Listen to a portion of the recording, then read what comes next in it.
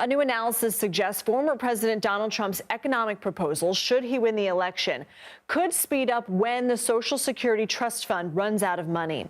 This is according to a report by the nonpartisan group, a committee for a responsible federal budget.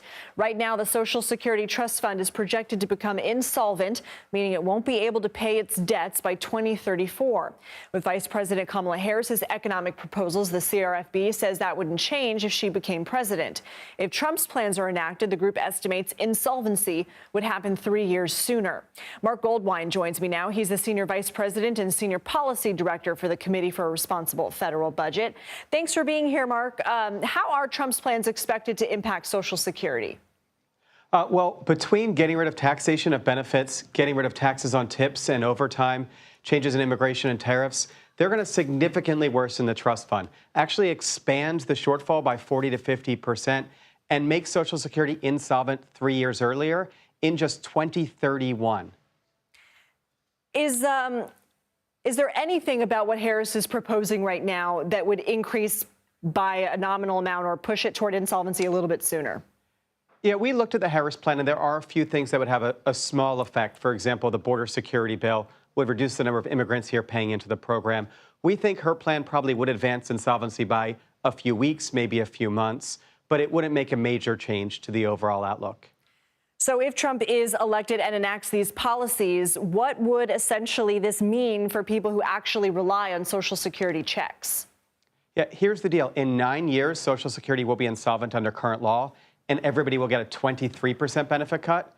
Under his plan, that would take place in 6 years, and it would be actually a 33% benefit cut. So everybody on the program would see their benefits cut by a third. Can you tell us, so we're looking at a graphic right now of what that would amount to. Can you just do some math for us and tell us how much a month that would impact the average person collecting Social Security? Well, I saw the graphic that your all estimates are something like $1,300 a month. We come up with something pretty similar. It a little bit depends which estimator you use, but it could be pretty sizable. We could be talking about $20,000 or more over the course of a year for a typical couple. Wow. As the report points out, neither of the candidates have a plan to deal with insolvency. What are some possible ways lawmakers could address this issue? Look, Social Security is easy. You can raise the taxes that go into the program, you can change the retirement age, you can adjust the benefits, or some combination. The problem we have is there's no political will. Neither Democrats nor Republicans want to take on this issue and make the tough choices. Is there any kind of policy that your group has found that would be palatable to Congress? Well, I think the best approach is probably to appoint some kind of commission.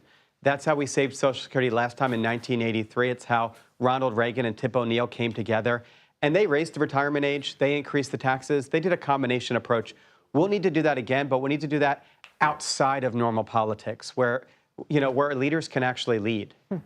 Marc Goldwein from the Committee for Responsible Federal Budget, thank you. Thank you.